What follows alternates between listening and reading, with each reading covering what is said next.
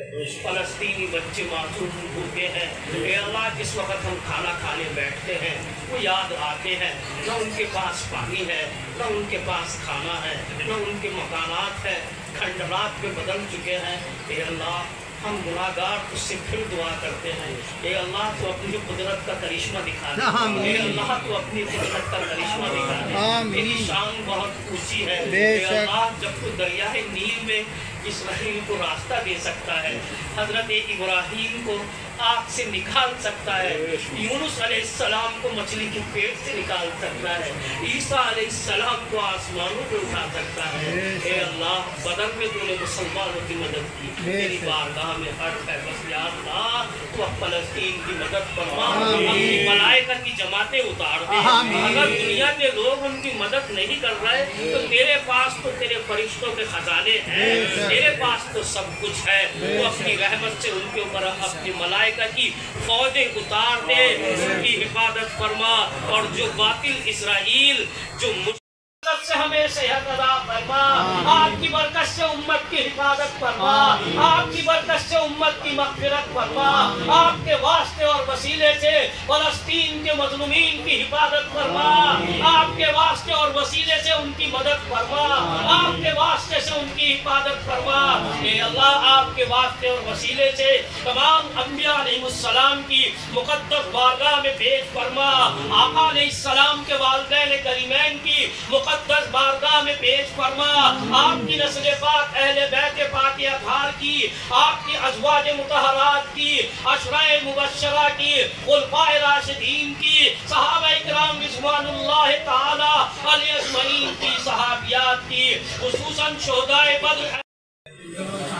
الحمدللہ کیونکہ آپ حضرات سے سبھی سے اور تمام اپنے شہر سے اور خاص کر اپنے ہندوستان والوں سے سبھی سے گزارش کروں گا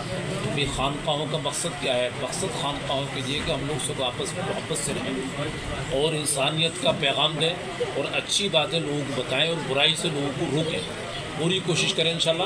اور خاص کر تعلیم کا پوری طرح دھیان رکھیں تاکہ آنے والی جو نسل ہے وہ بہتر سے بہتر تیار ہو، اچھے شہری اچھے ناگرک تیار ہوں تاکہ اپنے ہندوستان کی خدمت انجام دے سکیں۔ بہتر تعلیم پر پوری طرح دھیان دیں۔ اب تعلیم پر کہیں نہ کہیں دھیان دیا جا رہا ہے لیکن تربیت پر دھیان دینا ہے۔ خانقاہوں کا مقصد یہ ہے کہ تعلیم بھی ہونی چاہیے اور تربیت بھی ہونی چاہیے، اور اپنے پڑوسیوں کا خاص کر خیال رکھیں۔ اور ماہ مبارک ہے، جو اہل خیر حضرات ہیں،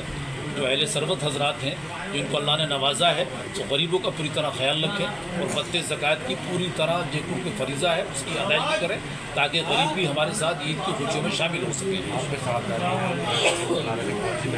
یہ حافظ خورشید صاحب کی تیسری محراب ہے الحمدللہ، اس سال جو ہے تیسری محراب ان کی تھی۔ کتنے پارے سنائے ہیں؟ انہوں نے 2 دن تو 3 پارے پڑھے تھے اور باقی 2 پاروں کی ترتیب تھی، جس سے کہ 14ویں تراویح میں آج قرآن مکمل ہو گیا ماشاءاللہ۔ چلیے میں سب دینا چاہتا ہوں پوری مسلم قوم کو کہ ملک کے اندر بہت امن اور پیار محبت سے رہیں۔ ہمارے ملک میں ایک تہوار ہے ہولی کا، ہمارے بھائیوں کے ساتھ ہم یہی کہیں گے اگر کسی کے دھوکے سے کوئی رنگ آ جائے یا کہیں سے گزر رہے ہیں تو کوئی کسی بھی طریقے کی بحث نہ کریں، بلکہ ان کا ایک تہوار ہے، ان کے تہوار کے اندر ہمیں بھی خوشیاں منانی ہیں، اور کسی طریقے کا اپنی طرف سے کوئی بھی تنازع یا کوئی بھی ایسا کام نہ کریں جس سے ماحول خراب ہو۔ اپنے پرامن طریقے سے، آج کل کو رنگ ہے اور آج رات کو ہولی دہن ہوگی، تو اس لیے میں پورے ملک کی عوام سے یہ کہوں گا بہت ہی امن کے طریقے سے ہمارے بھائیوں کا جو تہوار ہے اس تہوار کو پورے امن و امان کے ساتھ منانے دیں۔ اگر کسی کے، میں پھر کہتا ہوں، اگر دھوکے سے رنگ آ جائے کسی کے کپڑوں پر تو کوئی تنازع نہ کرے، کوئی مقابلہ نہ کرے اور کسی بات کا بحث نہ کرے، بلکہ وہاں سے درگزر کر کے آگے کو بڑھ جائے، کیونکہ کپڑے پر رنگ آ گیا وہ دھل جائے گا۔ بات اگر تنازع میں آ گئی تو اس سے دلوں کو نقصان پہنچتا ہے۔ میں دعا کرتا ہوں اللہ رب العزت میرے ملک میں امن و امان کو قائم رکھے، میرے ملک کے رہنے والوں میں آپس میں اتفاق اور پیار محبت کو قائم رکھے، یہی میری دعا ہے۔ اللہ رب العزت میرے ملک کو ترقی عطا فرمائے، فلاح اور بہبودی عطا فرمائے، آمین۔ اللہ رب العزت ہماری ان چند دعائیہ کلمات کو قبول فرمائے۔ یہ جس جگہ ہم موجود ہے یہ اصالت پورہ بڑی مسجد، اور جہاں پر آج قرآن کریم ہمارے حضرت حافظ صاحب نے مکمل کیا، اس کو خانقاہ طیب کہتے ہیں۔ اور الحمدللہ ایک قدیم زمانے سے یہاں پر قرآن کریم مکمل ہوتے چلے آ رہے ہیں، اور اس خانقاہ کے اندر کسی زمانے میں قاری محمد طیب صاحب رحمۃ اللہ علیہ شیخ العرب والعجم محتمم دارالعلوم دیوبند بھی تشریف لائے، اور بہت سے ایسے اکابر جنہوں نے اس ملک کے اندر بھرپور اپنا تعاون اور خدمت کی۔ یہاں سے ہمیشہ محبت کا اور امن و امان کا پیغام جاتا رہا ہے، اور انشاءاللہ اب بھی جاتا رہے گا۔ کتنے پارے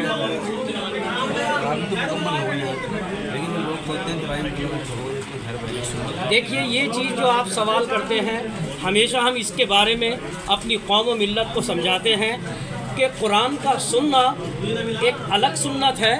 اور پورے رمضان تراویح کا پڑھنا وہ ایک الگ سنت ہے۔ الحمدللہ آج قرآن کریم کی تکمیل ہو کر ایک سنت ادا ہو گئی۔ میں پوری امت سے، پوری قوم سے یہ گزارش کروں گا، جہاں جہاں بھی 10 دن میں مکمل ہوا یا 15 دن میں مکمل ہوگا یا آج 13 تاریخ کو مکمل ہوا، یہ قرآن کریم کی ایک سنت مکمل ہوئی ہے کہ قرآن کریم ہم نے پورا سن لیا۔ اب دوسری سنت یہ ہے کہ پورے رمضان المبارک میں ہمیں تراویح برابر پڑھنی ہے، تو اس لیے کوئی بھی ایسا نہ سوچے کہ آج ہمارا قرآن کریم مکمل ہو گیا تو ہم فارغ ہو گئے، بلکہ نہیں، ہمیں پورے مہینے قرآن کریم کی تلاوت سننی ہے اور تراویح پڑھنی ہے، یہ مقصد ہے۔